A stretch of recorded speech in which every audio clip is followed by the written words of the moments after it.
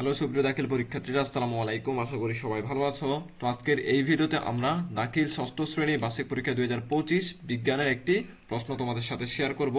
এই ভিডিওতে তোমাদের জন্য থাকবে 30টি নৈর্ভিত্তিক প্রশ্ন উত্তর সহ, এবং সেই সাথে থাকবে রচনামূলক অংশের সৃজনশীল প্রশ্ন এবং সংক্ষিপ্ত প্রশ্ন। তো আমাদের এই চ্যানেলে পরীক্ষার আগের দিন এভাবে চূড়ান্ত প্রশ্ন এবং সাজেশনগুলো সম্পূর্ণ ফ্রিতে দিয়ে দেওয়া হয়। সো যারা এখনো পর্যন্ত চ্যানেলটি সাবস্ক্রাইব করে না, তারা অবশ্যই সাবস্ক্রাইব করে পাশে থাকা বেল আইকনটি প্রেস করে দিবে, যেন ভিডিওগুলো আপলোড করার সাথে সাথে তোমাদের কাছে নোটিফিকেশন পৌঁছে যায়। তো দেরি না করে চলো শুরু করি আজকের ভিডিও।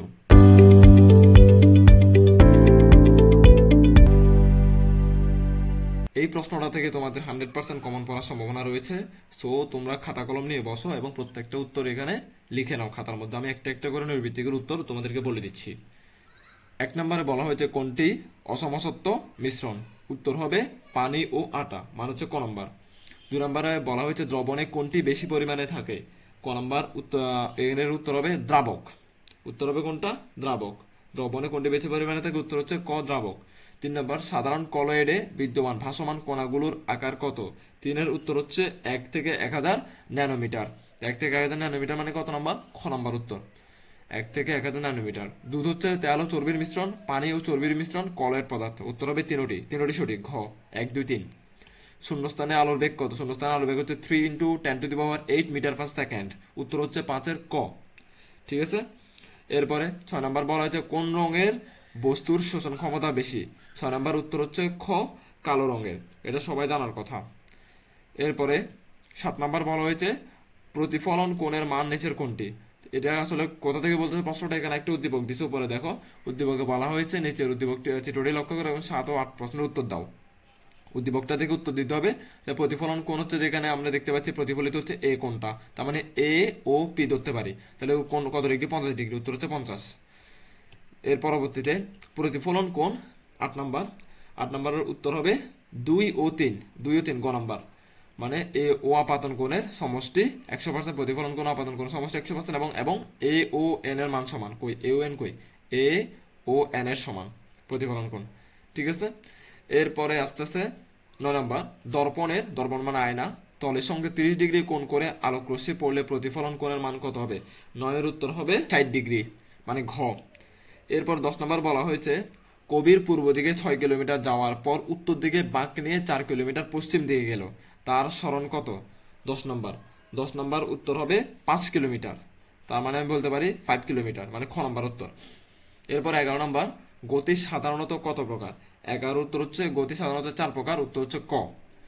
এরপরে 12 নম্বর বলা হয়েছে বৈদ্যুতিক পাখার গতি সরল গতি, জটিল গতি, পর্যাবৃত্ত গতি। উত্তর হবে জটিল গতি ও পর্যাবৃত্ত গতি। জটিল গতি ও পর্যাবৃত্ত গতি মানে হচ্ছে 2 ও 3। 2 ও 3 কোথায়? খ নম্বরে।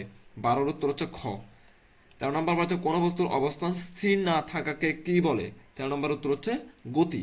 কোন বস্তু যদি স্থির না থাকে তার মানে সে গতিশীল অবস্থায় আছে। উত্তর হবে গ, গতি। 14 নম্বর, পৃথিবী থেকে সূর্যের দূরত্ব নির্ণয়ের জন্য কোনটি প্রসঙ্গ কাঠামো হিসেবে কাজ করবে? 14-র উত্তর হবে পৃথিবী। মানে পৃথিবী থেকে সূর্য দূরত্ব নির্ণয় করতে কাঠামো হিসেবে কে কাজ করবে? পৃথিবী কাজ করবে। 14-র উত্তর হচ্ছে ঘ। সিলিং ফ্যানের গতি কি ধরনের গতি? 15-এর উত্তর হচ্ছে পর্যাবৃত্ত গতি, মানে হচ্ছে গ। 15-এর উত্তর হচ্ছে গ। নিচে চিত্রটি লক্ষ্য করো এবং 16 ও 17 নং প্রশ্ন উত্তর। একটা চিত্র দিচ্ছে, বলছে চিত্রটি কোন শ্রেণীর লিভারের উদাহরণ? 16-র উত্তর হবে খ, দ্বিতীয়। এরপর 17 নম্বর বলছে বস্তুটি দ্বারা কাজ সহজে করা যাবে। 17-এর উত্তর হবে 1 ও 2। বলবাহুর দৈর্ঘ্য বাড়ে এবং 2 নাম্বার হচ্ছে যে তোমার বল প্রয়োগের বিন্দুকে ফলক্রমতে দূরে সরিয়ে নেয়। তার মানে 1 ও 2 উত্তর কোনটা এখানে? ক। 17 উত্তর হচ্ছে ক। 18 নাম্বার, 100 নিউটন বল প্রয়োগে 1000 নিউটন ভার তোলা গেলে যান্ত্রিক সুবিধা কত? 18 উত্তর হচ্ছে খ, 10। 19, কোনো ভারী বস্তুকে নিচ থেকে খাড়া উপরের দিকে উঠাতে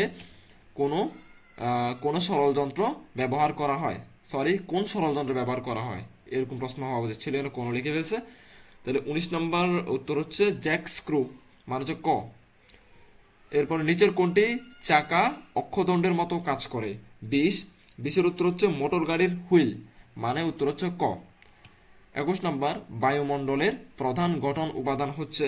21-এর উত্তর হচ্ছে অক্সিজেন ও নাইট্রোজেন। তাহলে অক্সিজেন ও নাইট্রোজেন 1 ও 2, আমি বলতে পারি 21-এর উত্তর হচ্ছে ক। চাঁদ কাকে কেন্দ্র করে ঘুরে? চাঁদ অবশ্যই পৃথিবীকে কেন্দ্র করে ঘুরে। ক নম্বর উত্তর 22-এর। হাসান সাহেব মানে শুয়ে থাকা অবস্থায় কিছুটা কম্পন অনুভব করলো, সে তার ঘরে আসবাবপত্র কিছুটা কাঁপতে দেখলো। কম্পনের এই ঘটনাটি একটি প্রাকৃতিক ঘটনা। তাহলে উল্লেখিত ঘটনাটি অবশ্যই কি ভূমিকম্প। 23-এর উত্তর হচ্ছে খ। ঘটনাটি ঘটে 24-এর উত্তর হবে 1 ও 2, মানে প্লেট স্থানান্তরিত হয়ে প্লেটে প্লেটে ধাক্কা লেগে, ভূপৃষ্ঠের কথা বলতেছে। 1 ও 2 মানে হচ্ছে তোমার ক নম্বর উত্তর 24-এর। 25 নম্বর বলা হয়েছে শর্করা জাতীয় খাদ্য কোনটি? 25-এর উত্তর হবে ক ময়দা। শর্করা কোনটি? ময়দা। এর ফলে দেহে ভিটামিন কে এর যোগান দেয় কোনটি? 26-এর উত্তর হবে গ স্নেহ। সরি, 26 স্নেহ থেকে চলে আসলাম। দেহে ভিটামিন কে এর যোগান দেয় কোনটি? 26-এর উত্তর হবে স্নেহ। ঠিক আছে, আমি দুইটা জায়গায় স্নেহ দেখতে একটু কনফিউজ হয়ে গেছে। স্নেহ। 27 নিজের কোনটি কোষ্ঠকাঠিন্য দূর করে? 27-এর উত্তর হবে শাকসবজি। কোনটি দূর করে? শাকসবজি। 28 নম্বর বলা হয়েছে জৈব বস্তু হলো, উত্তর হবে শর্করা, প্রোটিন ও স্নেহ। তার মানে 1 ও 2, আমি বলতে পারি 28-এর উত্তর হচ্ছে ক। এরপরে কোনটি আমিষ জাতীয় খাদ্য? উত্তর হবে ক বরবটির বীজ। 30 নম্বর আমরা ক্লোরিন গ্রহণ করি কিভাবে? 30-এর উত্তর হচ্ছে খাবার লবণ হিসেবে। তার মানে উত্তর হচ্ছে খ। এরপরে আমরা রচনামূলক অংশ দেখে দিই।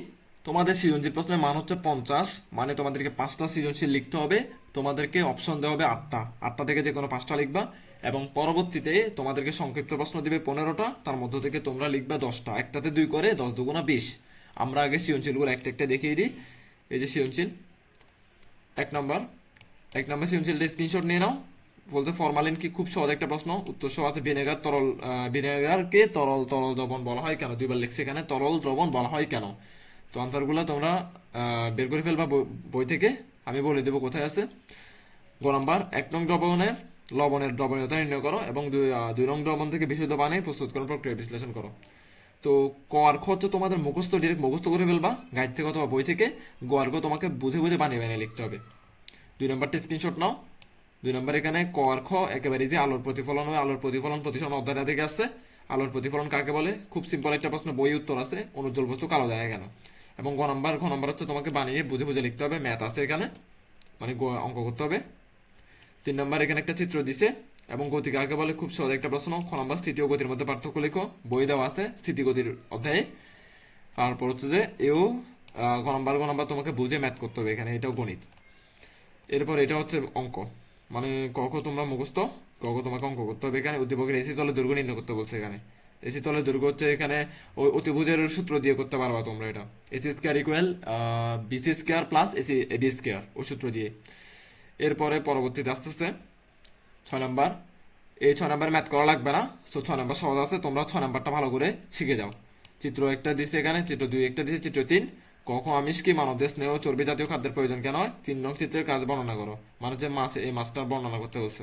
ইজি আছে। 1 ও 2 চিত্রের খাদ্যের তুলনামূলক বিশ্লেষণ করে, এই দুইটা খাদ্যের তুলনামূলক বিশ্লেষণ করতে হবে তোমাকে। এরপরে আস্তে আস্তে 7 নম্বর, 7 নম্বরও তোমাকে অঙ্ক করা লাগবে না, এটা সহজ আছে। সো এটা ভালো করে তোমরা স্ক্রিনশট নিয়ে এটা প্র্যাকটিস করতে থাকো। এটাই তোমাদের পরীক্ষা আসবে, এটাই তোমাদেরকে লিখতে হবে। সো তোমরা এটা প্র্যাকটিস এখনই করতে থাকো। ক নম্বর প্রাকৃতিক পরিবেশ কি? দূষণ বলতে কি বোঝায়? এগুলো তো না পড়লেও বানিয়ে লেখা যায়, ইজি আছে প্রশ্ন। ঠিক আছে। এরপরে 8 নম্বর হচ্ছে যে এটাও তোমাকে হালকা অঙ্ক করতে হবে মনে হয়, দেখি আমি প্রশ্নটা দেখলে বুঝবো। প্রথম প্রতিফলনের কোণের মান নির্ণয় করো। ঠিক আছে, এটাকে তোমাকে অঙ্ক করতে হবে। অঙ্ক ছাড়া আছে 6 নম্বর এবং 7 নম্বর। সো 6 নম্বর 7 নম্বর ভালো করে প্র্যাকটিস করো। এবং বাকি 3টাও তোমাকে লিখতে হবে না, যে কোনো 3টা তোমরা বেছে নাও, কোন 3টা তোমরা লিখবা। টোটাল 5টা অঙ্ক ভালো করে মুখস্থ করে যাও একেবারে। এগুলো পরীক্ষা আসবে, এগুলো পরীক্ষা লিখে দিবা। ঠিক আছে। পরবর্তীতে আসবে তোমাদের সংক্ষিপ্ত প্রশ্ন। সংক্ষিপ্ত প্রশ্নগুলো দেখিয়ে দিই আমি। সংক্ষিপ্ত প্রশ্ন কোথায় আছে দেখি। এই যে দেখো, সংক্ষিপ্ত প্রশ্ন তোমাদের ফরমালিন তরল গ্যাস দ্রবণ কেন, এরকম করে করে সংক্ষিপ্ত প্রশ্ন কয়টা আছে এখানে? টোটাল 7টা দেওয়া আছে, 15টা পরে দেখিয়ে দিচ্ছি। আর মিশ্রিত পানি কোন ধরনের মিশ্রণ, এটা শিখতে পারো চাইলে। ঘূর্ণন গতি ও ঘূর্ণন চলন গতির মধ্যে পার্থক্য, এটা শিখো। পর্যাবৃত্ত গতি কাকে বলে, এটা শিখো। 1 2 3 4, 4টা শিখে গেছে। লিখতে হবে কয়টা? 10টা। তাহলে আরেকটা বলা যায় যে এটা শিখতে পারো, সমতল সৃষ্ট প্রতিবিম্বের বৈশিষ্ট্য লিখো। তারপর এদিকে যদি আসি, আরো 15টা 10 কি 7টা আরো, এটা শিখতে পারো। লিভারের মূলনীতি লিখো, যান্ত্রিক সুবিধা এটা। তারপর হচ্ছে যে ভিটামিন কে, এটা পরিবেশের ভারসাম্য রক্ষা। তাহলে কয়টা হয়েছে? 1 2 3 4 5, আগের 5টা, টোটাল 10টা। এই 10টা মুখস্থ করে যাবে, 10টাই আসবে, 10টা লিখে দিবা। ঠিক আছে। এগুলা উত্তর হচ্ছে তোমরা আলফা গাইডে পেয়ে যাবা। আর দ্বিতীয়ত হচ্ছে তোমরা বই থেকে ওগুলো খুঁজে বের করতে পারবা, ইজি একেবারে, অধ্যায় ভিত্তিক। অধ্যায় খুলবা, একটু পড়বা, পেয়ে যাবো উত্তর। আর সৃজনশীলগুলোর উত্তর অবশ্যই তোমাকে আলফা থেকে খুঁজে বের করতে হবে, এটা তোমাদের দায়িত্ব। তো আজকের ভিডিও এতটুকু পর্যন্ত থাকবে। ভালো লাগলে অবশ্যই ভিডিওটা লাইক করবা এবং চ্যানেলটি সাবস্ক্রাইব করবা। ধন্যবাদ সবাইকে।